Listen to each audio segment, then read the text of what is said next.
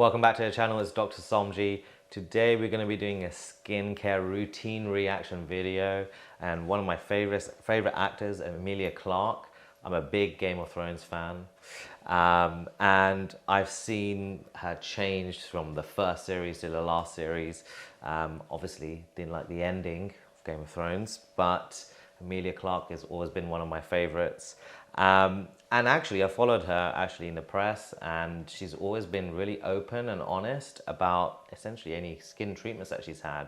She doesn't like things like Botox, she doesn't like things like fillers, and that's an interesting kind of opinion. She just wants to age gracefully, which I really respect her for. And I'm really excited to see what her nighttime skincare routine is, because she's obviously puts on loads of makeup for her filming and things, which she has to do, and yeah, let's see. So I'm going to see what's right, what's maybe not so right, and what maybe she can improve on as well. Courtesy of Harper's to say, would you like... So she's already ready in her nighttime robe, and she's got a hair back as well, which is fantastic. So, I'm in my bathroom, and for you guys, I'm going to do this a bit early, but normally I would do it a little bit later. I have my diptyque candle. So she's got a candle actually, that's interesting.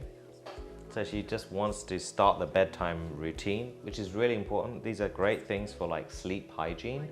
I'm a big fan of sleep hygiene. That's making sure that all your environmental factors, as well as essentially your mind is correct for sleeping. So limiting uses of things like mobile phones, relaxing. So she's got the Clinique Cleansing Balm. This oily kind of texture. This is an interesting product. A lot of my patients actually like the Clinique Cleansing Balm. They also say that it helps really remove makeup. She hasn't washed her hands beforehand, which is slightly disappointing, but she's cleansing around the eye area. She obviously was wearing a lot more eye makeup. And she's going to wipe that off. So she's washing it off nicely. What is she dabbing her face with there? Let's have a look. It looked like she was using some facial wipes to wipe off the excess balm there. So the Clinique Cleansing Balm has got some interesting ingredients. You've got safflower seed oil, caprylic triglycerides, which is great for the skin barrier, some vitamin E there as well. Not too much more really, to be honest. So essentially it's just a fatty acid cleanser that just essentially helps with the skin barrier. It's amazing that it was able to take off a lot of her makeup actually. So seems like a good product. She was wearing heavy makeup and she wiped that off quite easily. Getting too much, getting too intense up in here.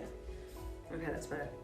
It's good that she got everything out of the way. She's wiping and dabbing. I would always say don't wipe with a towel unless you're washing that towel every day. And also washing a towel every day is probably not going to be the best thing anyway. Just use a facial tissue just to dab dry. And if you are using a towel, then just dab gently, don't rub, because that can damage the skin surface. Calm, because I have my beautiful... She's feeling calm because she's got that candle going on. She's definitely got some erythema, so she's got some redness around her eyes.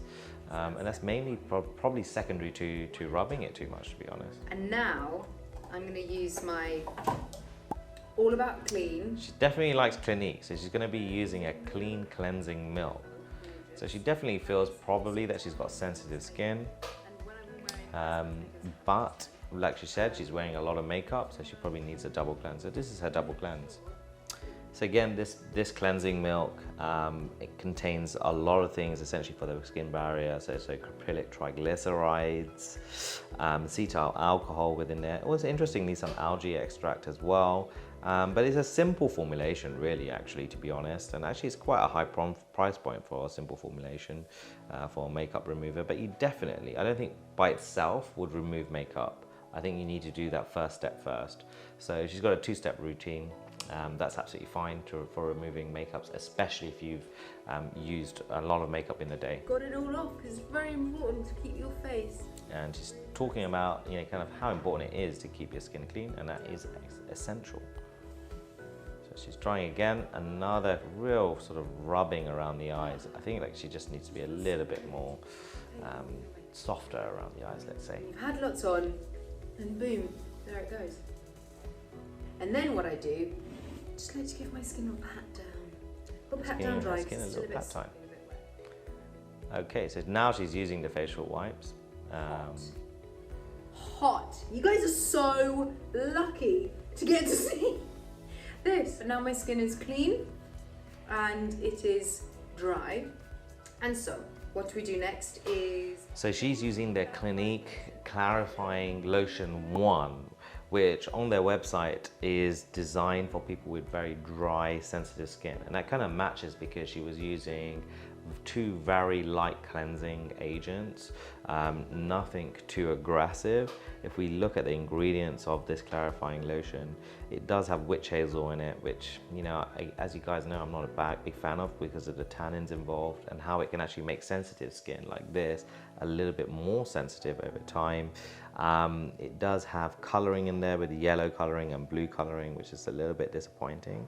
It's got some salicylic acid, which is always a benefit, and some glycerin to help the skin barrier. But again, it's a very simple formulation. These are things that you probably would find in a very good cleanser. So all three of those steps, if you wanted to simplify it, then you could just use one product, for instance. But obviously this is part of her sleep routine, so she wants to do things to help her feel a lot more clean. Favorite product. So let's see how she applies this lotion. Oh, for me, because I got... And like you said, she's got that sensitive skin. So we don't want to do anything strong. Everyone thinks they've got sensitive skin, but when you've got sensitive skin, that just basically means that you've got an impaired skin barrier. So you should be trying to repair that skin barrier so you don't have sensitive skin. There's no such thing, really, as sensitive skin. Unless, of course, you have rosacea. Very, very clean skin. But what you'll see now is you just see me do 2 cleansers, right? And guess what happened? Boom. I still got makeup on. So it's no surprise she's still got makeup because those cleansers that she was using, the milk is not really going to be a cleanser. The ingredients in the other cleanser that she was using was not going to be enough. So really, she actually does need that sort of toning stage, as we say. So she's using this wrinkle correcting serum. We're going to see what ingredients are in there. To give you wrinkles, it's serum to do the opposite. She's obviously using it just to reduce the amount of wrinkles that she may have and just help with collagen boosting.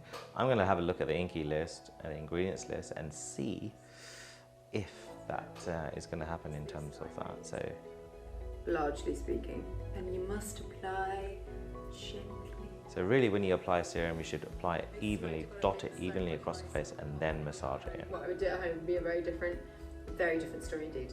And then, my friends, we apply. So if we look at the ingredients list, it says it's got a potent retinoid, which we'll have a look on the ingredients. Hyaluronic acid, which is obviously going to help with the hydration within the skin, as well as a peptide complex. And if we look at it, the main ingredients is a water-based serum. You've got dimethicone, which is silicone, and you've got polysilicone in there as well.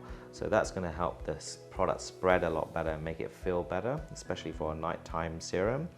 I'm not a fan of like repeated uses of silicones, especially if somebody is environmentally conscious as well. It's not great for the environment. Ascorbyl glucoside, so it's got some vitamin C in there, and then some sodium hyaluronate, some algae extract, which I think is a running theme along the range. Some good seed oils to help with essentially the skin barrier. Caffeine, which, you know, caffeine is great for kind of like depuffing and etc. So especially around the eye area. I don't know whether this product is licensed for around the eyes, but you'd want to have a look. And then you've got quite a few peptides sitting in there that are good for skin boosting, let's say. You've got the hydroxypinocolone retinoate, which is actually, it's not as strong as a retinol as they say it is. So it's not a strong retinol. It's designed for people with, let's say, sensitive skin. So it's not really going to change your skin, this product, but it's going to keep things going. And especially if you've got sensitive skin, it's at least giving you like small amounts of active ingredients just to help you have a little bit more glowing skin. So it's not a terrible product, but it's not going to change your skin overnight. But one of the reasons why it's got such good ratings for skin being a lot smoother is a combination between the hyaluronic acid and things for the skin barrier. As long as you have those two things, your skin will feel better. It might not necessarily reduce things like wrinkles. We apply my favorite, my baby, the queen. So she's applying now her favorite product, which is the Clinique Moisture Surge. So this is an interesting product because you're putting she's doing something quite good, but she's putting her retinol on. So although it be a very weak retinol, but then she's doing almost a sandwich method. So she's putting on hyaluronic acid on afterwards. She likes to apply the serums and things on the back of her hand. She's dotting it around carefully around her face, which is actually really, really good practice. And then she's massaging it in. This particular product has a range of ingredients. Again, it's got a lot of silicone in there, so you're layering silicone. So if you're acne prone, layering too many silicone products is probably not going to be a good thing. Some green tea extract just to calm down the skin, some aloe vera, as well as a few acids such as citric acid, just to make the skin feel a little bit more, let's say, moisturized, and it may reduce the cases of sensitivity secondary to retinoids, so her retinols as well. But that's a nice daily routine that you can use, and it's a good sandwich method. She's using Suzanne Kaufmann's St. John's Wort bath salt. So again, this is all about relaxing the mind and the body before you sleep. It would be interesting to see if she actually later on, or maybe in the future, looks to actually using some skincare ingredients with things like derivatives of melatonin to help the sleep cycle. That would add to her routine. Bath salts, and it smells really good. Really. Oh God, it's so yummy. And I would put that in my bath that I would have. My only thing is that you've applied all these products and then you're going to go for a bath. You should probably go for a bath first, then wash your face with slightly cooler water and then do this routine. She's doing a magnesium melatonin. Oh, she's actually doing this. So she's actually putting body lotion with melatonin in there, so that's going to help with her sleep. So, sorry guys, it's the first time I actually just saw this video. I'm just doing it live. So she, so again, magnesium. There's not great clinical efficacy for magnesium in terms of helping with body aches and pains actually, although it's been traditionally used putting magnesium flakes into bath salts and things. But melatonin is great for that sleep cycle. I actually looked at it when I was formulating my skincare and nighttime routines, just adding a derivative of melatonin there just to help the skin calm down, and it's great for the skin cycle as well. CBD, obviously it has been well researched. There are other things that are more effective than CBD, but CBD definitely is like a buzzword nowadays, and it's kind of included in a lot of sleep cycle creams and body creams, and for reducing sensitivity. It's the champion. So I will apply that all over. So she applies that all over the body after her bath. And then I would... It's a long nighttime routine. So I get really, really, really tight. Like my muscles get really tight. Okay, so she's using a foam roller afterwards. So again, these are things that you'd probably do before. So you would use a foam roller before, then have your bath, then do your skincare routine, then do your body routine. That's the way that you would do it. So you wouldn't do it this way around. So this guy. And then I like foam rollers. I have to use it myself because my back and my posture is so bad. Pop this guy on. So okay, what's this next thing? We can do this now. Give my hair a little. Actually, she's using a detangling paddle brush. Like the Princess and the Pea. A little brush through, and then apply my. This is the one I actually use. It's a little bit. It feels like it's a little bit grubby. And it is my sleep mask. This is her Asino London Silk Eye Mask. So obviously silk's got natural moisturizing properties. If it's too tight, you can leave marks on the face. which is probably not a good thing. I personally can't sleep with a mask, so when you get given those masks in flights, it just annoys me. But clearly she actually probably has a few problems like trying to get to sleep, so this is the reason why she does all these kind of sleep routines. So if that's what you're going to use, you can use that. A silk pillowcase is absolutely fine. It's great for reducing facial wrinkles.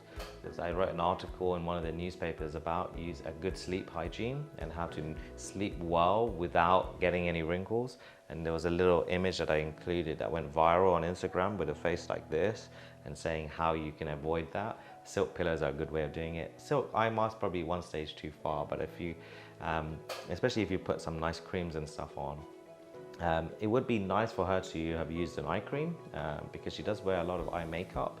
And I know watching the shows and things like that, her skin is probably a little bit thinner around the eye area. So if she was using something just to help boost the collagen and hydration around the eyes, it probably would be a great addition to her routine. But in summary, she just needs to do things in the right way. So have all the bath and stuff before, which she might do. I might not have had a look at the video in closer detail. But she doesn't have any major skin concerns. So for her to use some over-the-counter stuff from Clinique is probably not a bad thing. But as she gets older, as she wants to maybe reduce fine lines and wrinkles and things, she might need to use a lot more stronger retinoids. And really, she should be sort of upping the concentration of retinoids. So you might go beyond things like Clinique and then use different things that are a little bit more stronger. But overall, like I said, cleanses makeup very well. She probably needs to be a little bit more thorough and use maybe a gel-based cleanser that can cleanse a little bit and then use a milk. But she's all about the skin barrier, so she's not really going to get too much sensitivity with this routine. And like I said, it's quite nice to see that somebody's incorporating both skincare routines and sleep hygiene together, because they are paired for your nighttime routine. It's really important. So if you have any questions about her routine, just let me know in the comments below.